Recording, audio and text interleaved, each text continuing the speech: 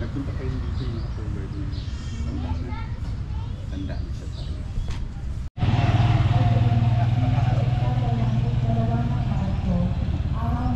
Karangan ko, ako akin siya. Sige po. Ayaw mo nun, may ano nasa ano.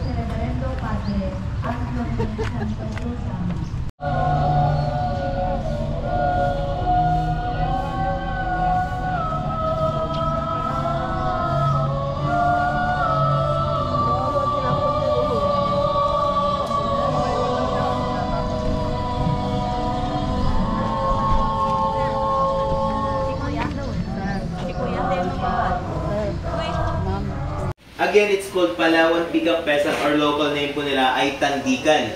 That blue one yun sa kabilang side, that's the male. We call it peacock. And yung kulay brown naman, sila po yung mga babae. Ang tawag po ay peahen. So males are peacock, females are peahen. And they are native. It means po, maliit lang talaga yan sila. Wala nang ilalaki. Kasi nga native sila at endemic dito lang sa Palawan makikita. So, yung kulay ng lalaki, dahil sa kulay nila, sila yung tinaguri yung pinakamagandang uri ng Pesan Peacock and it became the official seal of Puerto Princesa since 1970 at ngayon sila yung nasa ating bagong 100. Yan ay for the record lang po ng garden yung ating picture taking. So, for ano lang po yan, for documentation. Kung gusto niyo ng copy ng picture niyo po, i-display niya sa exit pa rin yung makuha po yan. Ayan, show your hands. Imagine may hawak kayong butterfly. Lalagyan po nila yan. Okay.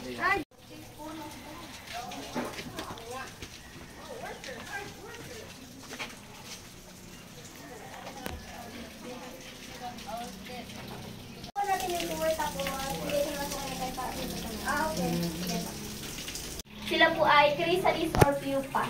So yun po ay dinidikit or tinatransfer po namin din sa sticky size gamit ang small amount of glue. Then galing po yan sila sa breeding area po namin. Dito sa garden meron po kami breeding area. May breeders din po kami dito. So sila po ay nabibreed ng aming mga butterflies. And also, kapag ready to hatch na po yung mga butterfly, kung saan silang lalabas galing dito sa kanilang mga chrysalis or pupa. Tulog po sila ngayon dahil mamayang gabi pa po yan sila mag-iisip.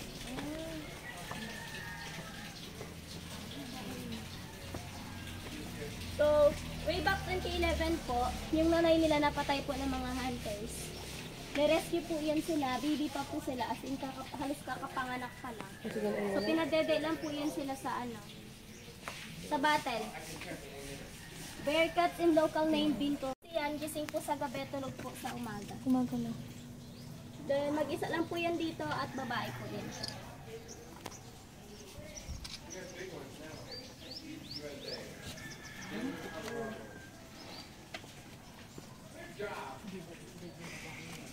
Hindi po kasi hindi siya capable sa mating, ma'am and sir. Hindi niya po gusto makipag-mate.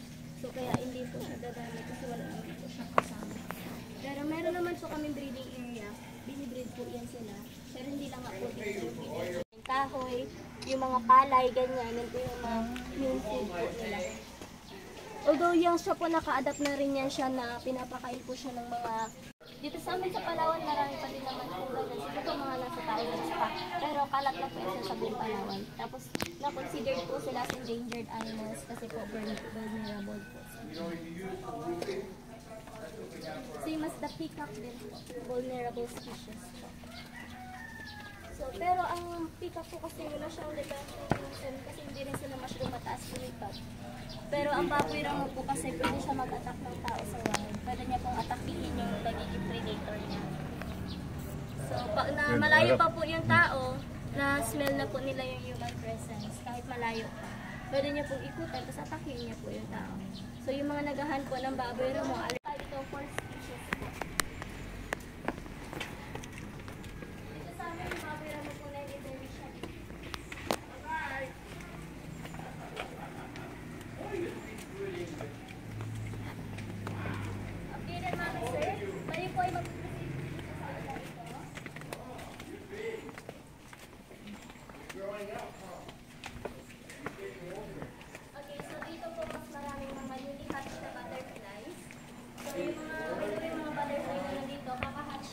ang dami. Nakalabas na po nila galing sa kanilang mga pupa.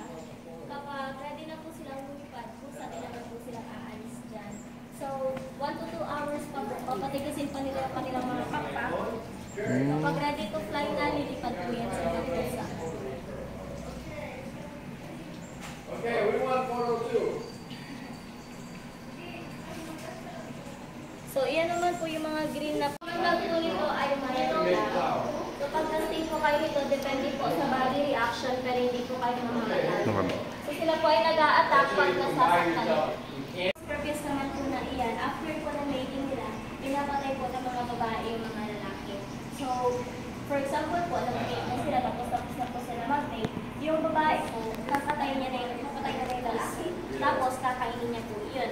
Then, after 6 months po, mag-release na siya ng mga baby. Kapag nilin niya po yung mga baby niya, kapag hindi po rininiwalay sa kanya, kakainin niya. So, ganun po sila.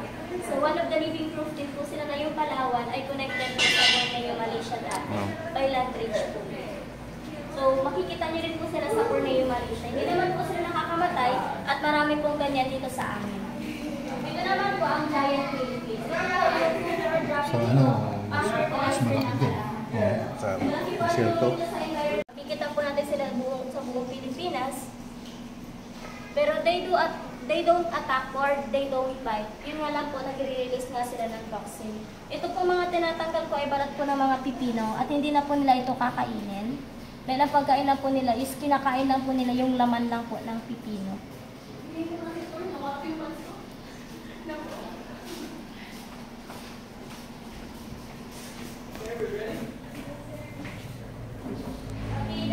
So, ang defense mechanism po nito, nagpapatay-patayan or nagpi-plated lang po. Pwede po sila hawakan as long as hindi po kayo takot.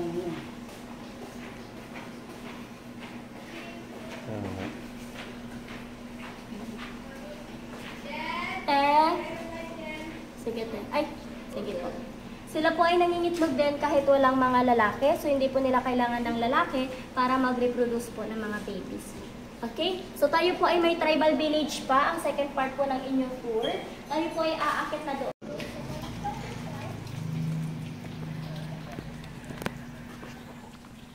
Lalo po na kayo sa kanya. So, po ang magiging guide dito sa kako. Tawid lang po kayo sa kalsada, sa signage, papasok po doon. So, may flag po dyan. Diretso lang po tayo.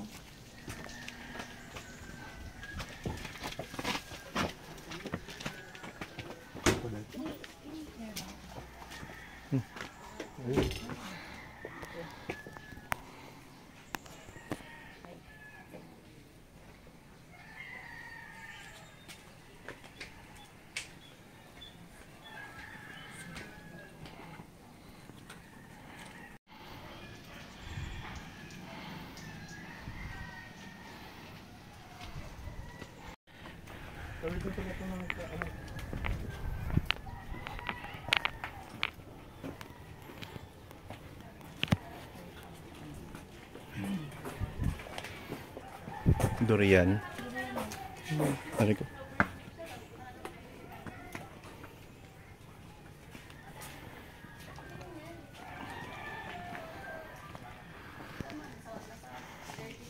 This way na.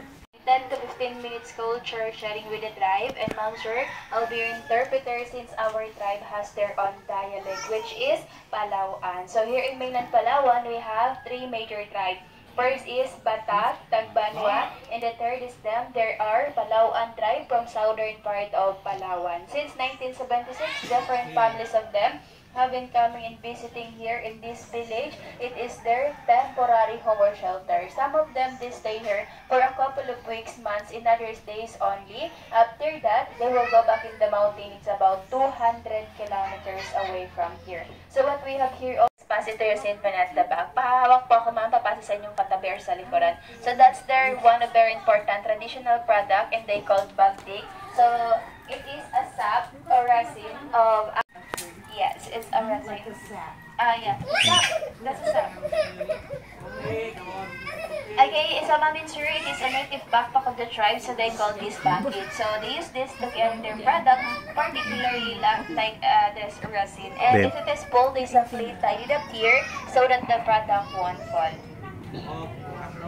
And he said if it is heavy, no problem, because aside from shoulder strap, they have head strap or head support to carry even more weight. Because mom sir, according to them, they're adult, they can carry more than 50 kilos of batik up and down in the mountain. Okay, so they're also a music lover and they have musical instrument. So for this one, it is a native drum, so they call gimbal. It's made of a hollow wood and they carved it on top. They cover animal skin or a cow skin. This one, mom is sure. It is a gimbal. So it is a hollow wood. They carve it here and they covered here a cow skin. Okay, so the bigger, yes, cow. So the bigger metal there, they call basal set. Wow, masama po.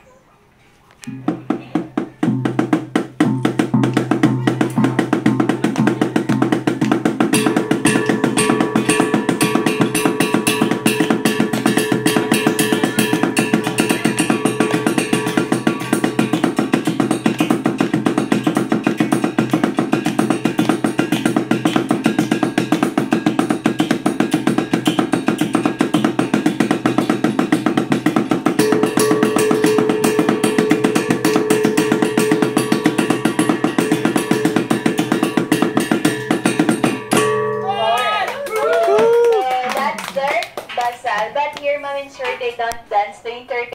So they call that kudjupyi or kudlungan, and that's considered also as one of the first guitar here in the Philippines. And now they're going to play a music called bogit, bogit which means bird song.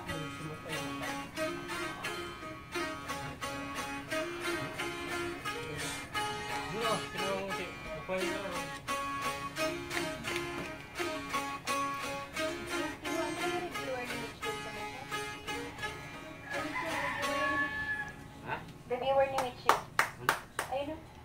Okay, so that's their bogit song. And next, ma'am sir, they have aruding. So their aruding is made of a wild palm. On top, they put beeswax to adjust the sound. So through vibration of their mouth, they can create an amazing sound.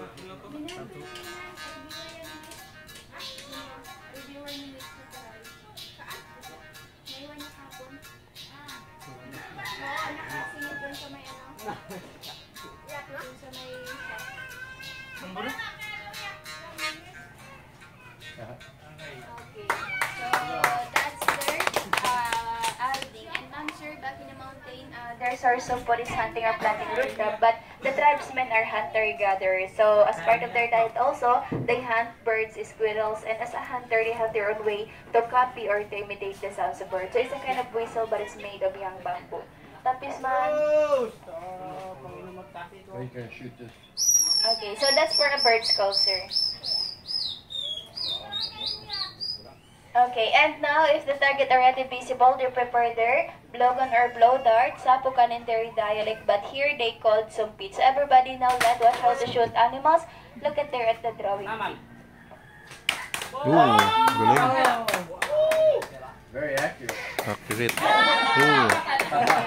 So that's how it's shown using their blow dart. Actually, mommy, sir, whenever they hunt bigger animals, they put poison on the tip of the dart. So the poison is coming from this plant, so they call dita. So mom and sir, they collect the sap of this plant, they will mix with the other juice of other plant, they cook it together with a slow fire so that the poison is powerful. So a few minutes, the target will die. But if they want the meat, they simply wash in running water and they cook so that they can safe to eat. But according to them, if accidentally eat human, say goodbye, because until now, there's no antidote to that making poison. But no problem, because here, they don't shoot animals or we discourage them to hunt since our hunting ground is not rich anymore. So aside from their product at the souvenir, we have also donation box. It is for sustainability of this project. So any amount will matter, because at the end of the day, they give some allowance to buy their needs in once in a market. And lastly, they will show you how to make fire in the mountain using three material. They use piece of metal, flint stone or limestone, and also wild cotton. In that process, ma'am sir, they call santikan.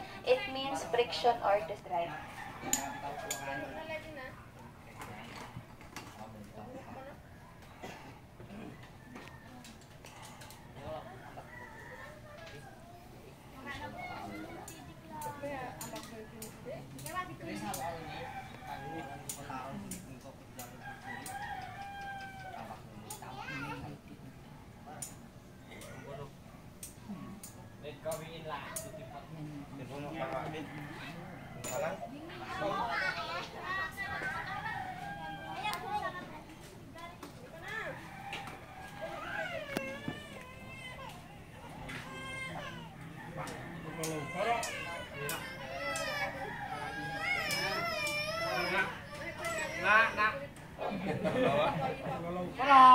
trying to trying to make fire. But our Flintstones, hindi na po masyadong sharp. They need sharp part po ng flame para pag in-start nila yung method. Okay, and Mom and Sherb, if the smoke was visible like that, they need to transfer the dry leaves or dry grass, then they blow harder to make a bigger fire. And since there's no electricity at the mountain, it is a native torch of the tribe, so they called salong or sahing. One pot of this, Mom and Sherb, they can last 3 to 5 nights, but it depends on how they use it. They do believe that a smoke of this, they can drive away a bad spirit or bad luck. They can cure illnesses like stomachache, headache, and insect repellent. And later, I will go at the back and try to smell the smoke. The smoke of this smells like incense. You know incense, Mom and Sherb? Incense. Okay, so let's say with incense or incenso. But that one, Ma'am Sir, is different po sa tinatawag natin incenso. Iba po siya. We want to keep the mosquitoes away. Yes. That's good for mosquitoes. Oh, there's a torch. Good job, fire. So that's how being survival, sir, in the mountain. Yeah. We have white birch trees, and the bark of the birch tree goes up like flash paper, so easy to start. Oh. Yes, just a little spark. Start. A paper? Birch tree bark.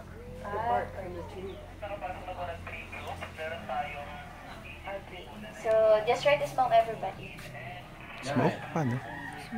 Oh, Ah, black. smell. Yeah, because it is a sap. Yes, yes, that. Did you smell it? Smells good. Bango. Yeah, too. And ano nga, Yes, saling sa iba po. Salong sa kanila.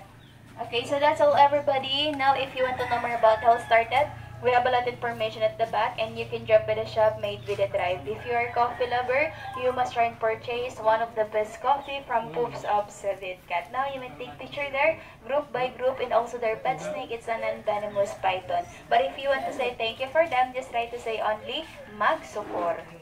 Magical. Yes, Magsukor. Okay, so you wanna go there, sir, kayo by one group. Ayan, ma'am. Magkano lang isa, ma'am? Sige ko na. Dalawa na. Ano yan?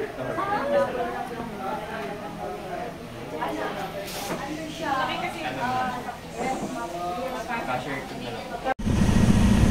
Yan po ay bago harvest.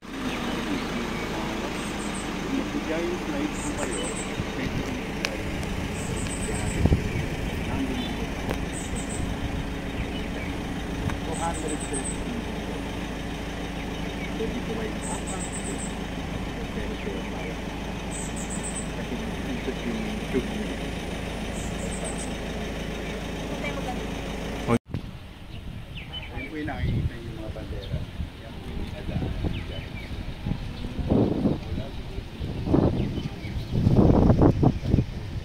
Yan kayo pa. Ay, di mo pa ba? Mag-slide yan.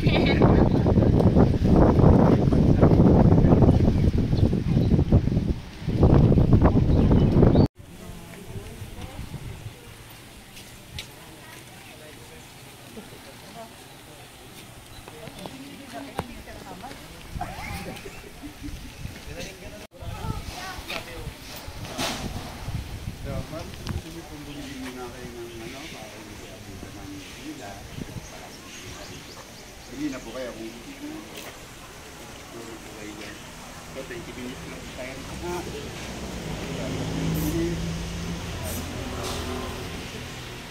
Good morning, good morning. Ha? Ganda ng African talisay.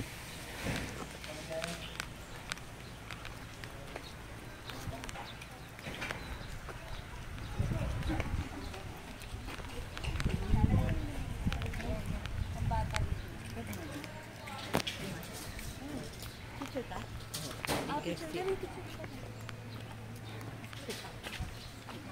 Baker Seal. Ayun na, may nakalagay na Baker Seal.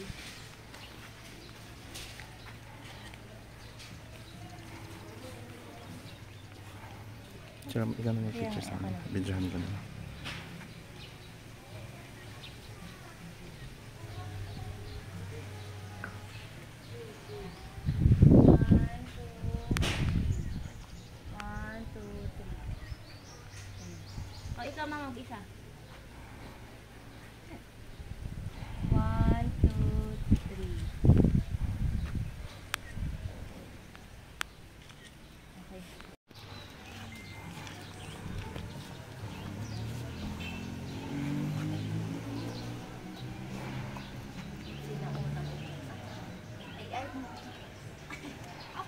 Duyan yan eh. Mama, picture. 1, 2. Oh, si Papa. Yan, ganyan. 1, 2.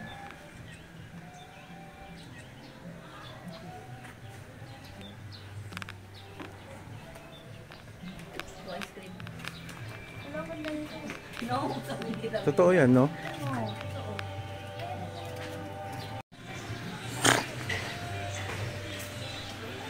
Ganda ng African talisay.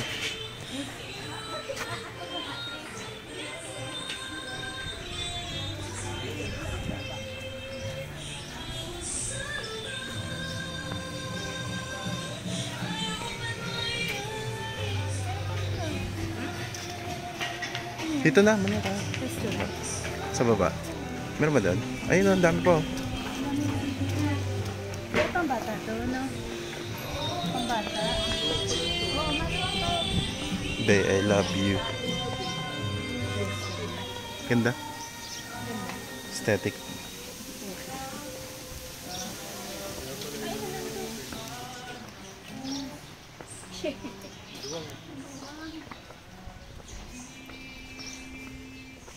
Pambata.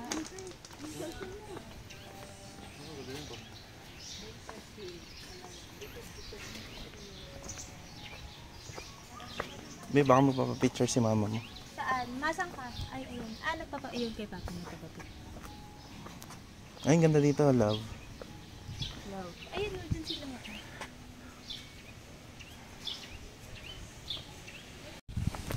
Si Mama dapat hindi naman nagpo-post. Laki pala nito. Ang laki, grabe. Eh, pala sabi ni Kuya, 20 minutes lang po, ah. Ganda ng paka-develop nila.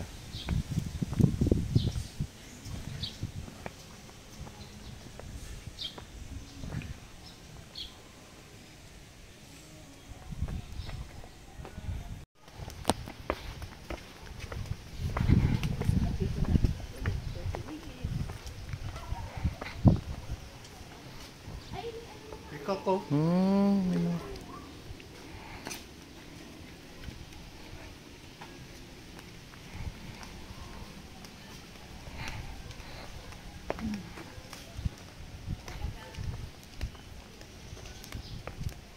Doon po, tita.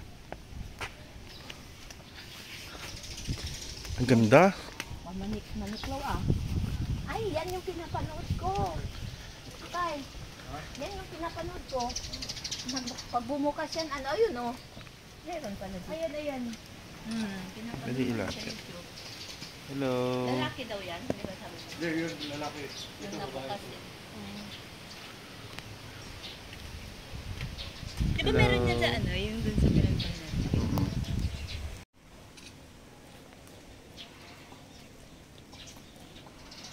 Babae yun eh.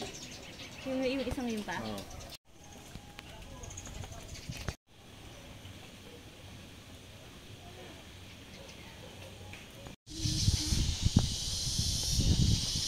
Parang meron pa doon.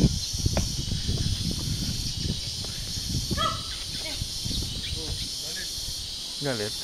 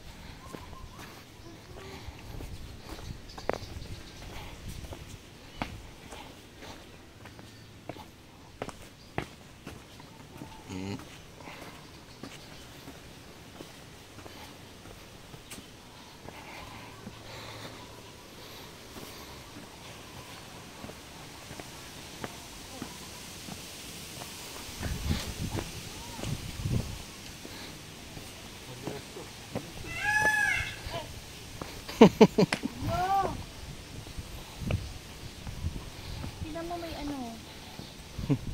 May anak si Fiona. Picture mo kay Fiona. Video, gusto mo? Eh.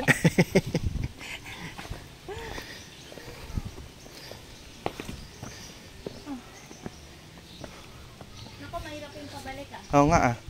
Pawis-pawis tayo na to ah. Wala kang dalang ano, teacher. Oo nga eh. Pawis na ako.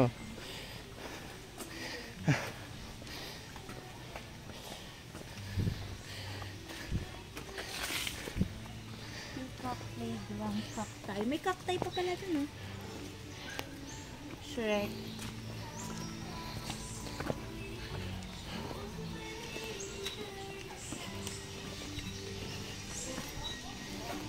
Diyan kaya tayo daan. May daan kaya. Diyan ah. Ay wala.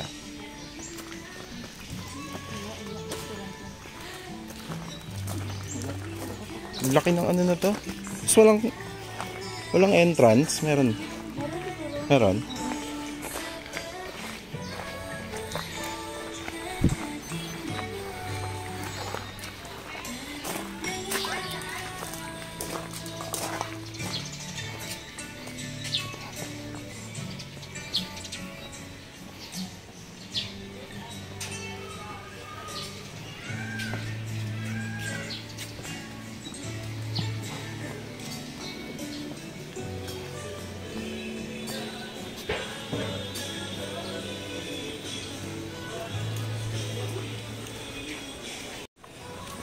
Pinawisan na.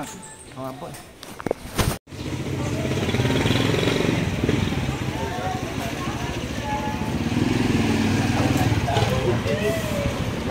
Prinsesa na Balitan ko man.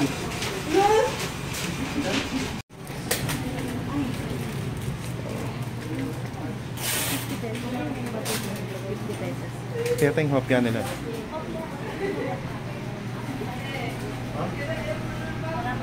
Hopya mo. May durian sila na hopya.